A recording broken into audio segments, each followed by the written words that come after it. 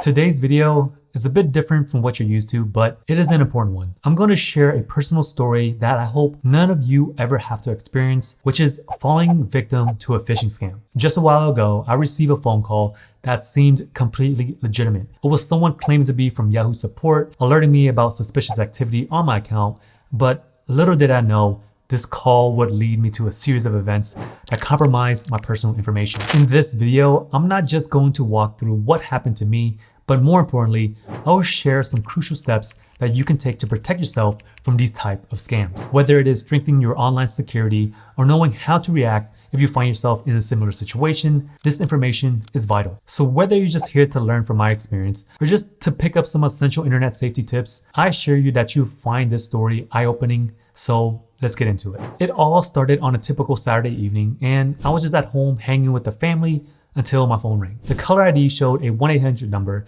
and the person on the other end sounded like a regular American guy, no accent, nothing unusual, and he seemed professional and concerned about my account's security. The caller had told me that there has been unauthorized attempt to access my email from Mississippi. He asked us if this was me. I immediately told him that it's not possible since I'm based in California. That's when he said that it looked like this was a malicious attack and he needed to add some additional security nodes to my account to prevent this from happening again. So to do this, he explained that he needed to verify my identity and he would have to send a code to my phone, and all I had to do was just read it back to him. At this time, I felt a little bit uneasy since I couldn't tell if this was legit or not, but everything sounded standard, right? So I agreed. But then he mentioned a second recovery phone number that was linked to my account. This one was my wife's number. He said that since we have a joint account, he needed to verify that number too. Still, something felt a bit off, but I still wasn't sure. I told him that this feels kind of odd to me, and he says that it's just a standard practice. He's not some Indian guy from the call center somewhere, and he told me to Google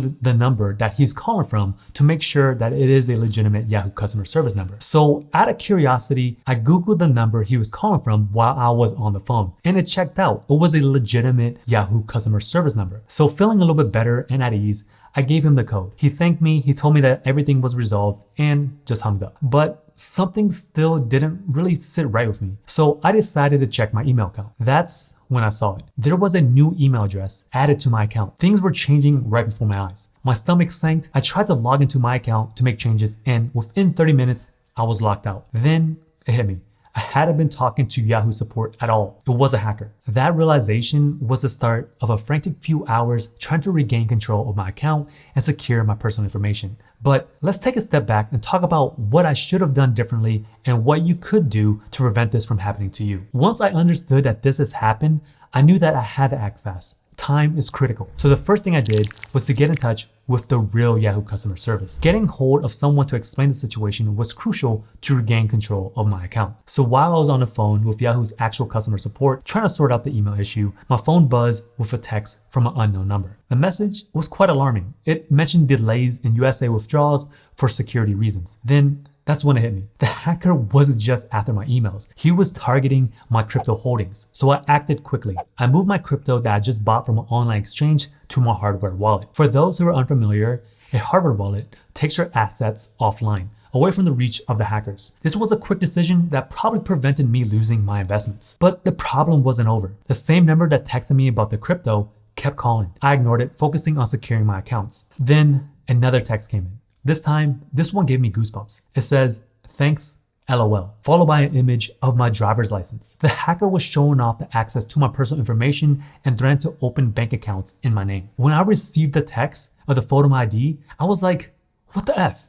How did the hacker actually get this? Then it actually hit me. I recently refinanced one of my investment properties and sent documents like my driver's license and my tax forms to my lender. All of this through email. This was a wake-up call. Such documents are enough for anyone to start opening bank accounts and credit cards in my name. It made me understand how vulnerable we are to when we send sensitive information over email. This leads me to a crucial piece of advice for all of you. Regularly go through your email and delete any sensitive information. I'm talking about things like your driver's license, personal IDs, tax documents, pretty much anything that can be used to steal your identity. Keeping these in your email is like leaving your keys under a doormat. Better yet, always use a secure portal to upload sensitive info. So in that moment, I realized that I had to do more than just secure my Yahoo account. I needed to lock everything down. So I rushed to freeze my credit with all the major bureaus such as TransUnion, Equifax, Experian, and the other ones like ChexSystems, systems, LexisNexis, and Innovis. This is essential to stop any unauthorized bank accounts from being opened. Once I was finally able to access my email, I started combing through it,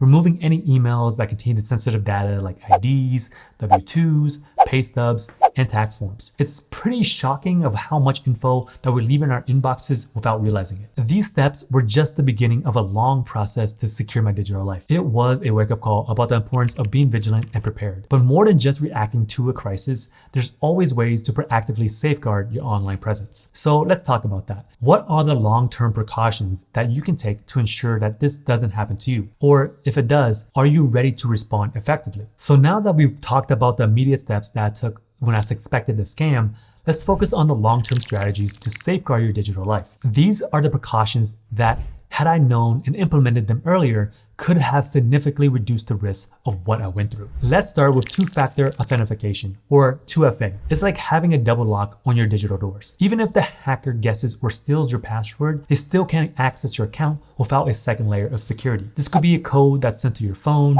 a fingerprint, or even facial scan. I recently picked up a YubiKey not too long ago and provides an extra layer of security since I physically have to possess it. It's a simple step, but it significantly increases your account security. Oh, and by the way, if you ever get a phone call where someone asks for the code that you can only get via text message, my advice is to hang up and give a call back to the person who made that request. For example, if the guy claimed to be from Yahoo asking for identification along with his security code, looking back, I should have just hung up and contacted Yahoo customer support to double check if the request was legit and if there was a security issue with my account. So hindsight is always 2020, right? Next is to consider password management. Using the same password across multiple sites is like having one key for every lock in your life. If it's copied, everything is vulnerable. Chances are, if a hacker gets access to one of your accounts, they can pretty much see where your emails are coming from. It could be like various places like stores, banks, credit cards. You get the idea. And let's face it, your login is probably your email account or something similar.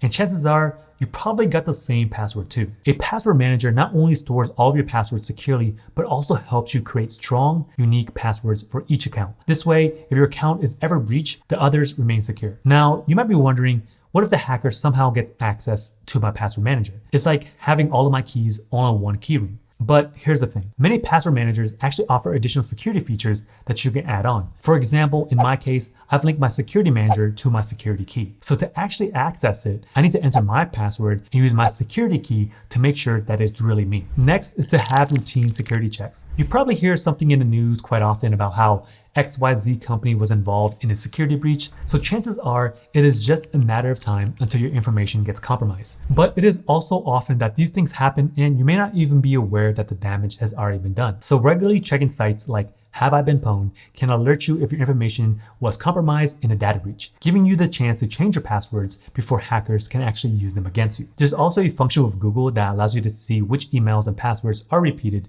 and compromised if you use the same login. Next is spreading awareness. Pretty much is exactly what I'm doing here. Awareness is your first line of defense. By talking about digital security with your friends and family, you're not just protecting yourself, you're strengthening your entire circle of defense against scams. Knowledge is power, and in this case, it's the power to prevent cybercrime. I'm pretty sure that you probably heard of someone or know someone who have been hacked or a victim of identity theft, right? It's always good to stay informed about what's happening in the cyber world. Personally, I've came across scams like PayPal and Amazon emails where they claim to make a purchase and ask for a refund. But recently, I experienced something completely new. A scammer actually called me using the actual number from a real company, pretending to be a customer service rep, asking for my security info. That's crazy. So I thought I'd share this info with you to raise awareness to help others avoid falling into the same trap. And lastly, use a VPN. A VPN is a virtual private network, which isn't just for techies. I'm pretty sure you see ads of this everywhere that you go, especially on YouTube, but there are plenty of good reasons on when you should use a VPN. When you use public Wi-Fi, your data can be like an open book. For instance, if you like to work at a Starbucks, a local library, or even a hotel during a work trip, there are other people that can intercept your data. A VPN encrypts your internet connection, making it much harder for hackers. So think of it like a secure tunnel for your online activities, shielding it from prying eyes. Integrating these practices into your daily online routine seems a lot of work at first, but the peace of mind that they bring is invaluable. It's not only just about protecting your accounts, it's about safeguarding your entire digital identity. So as we wrap up, I want to take a moment to reflect on this journey. What started as a regular phone call quickly spiraled into a situation that threatened my personal and financial security. This not only affects me, but my family too. It's a stark reminder that the vulnerabilities that we face in the digital world. But every challenge is an opportunity to learn and grow. Through this experience, I've gained invaluable insights about the importance of digital security and the practical steps that we can take to protect ourselves. Remember, the key to safeguarding your online presence is a combination of awareness, proactive measures like two-factor authentication and password management, and the willingness to act quickly when something seems a bit off. So I urge you to take this lesson to heart. Review your digital security practices, educate those that are around you, and stay informed about the latest online safety. By doing so, we can all contribute to a safer and more secure digital community. If my story can help even one person avoid the stress and turmoil of a phishing scam, then sharing it has been worth it. So please take a moment to share, like, and comment on this video. Spread the word, and let's keep the conversation going. Your experiences, tips, and insights could make all the difference for someone else. Thank you for watching, and remember, staying safe online is a journey that we're all on together. Stay vigilant, stay informed, and take care of yourselves and each other. Until next time.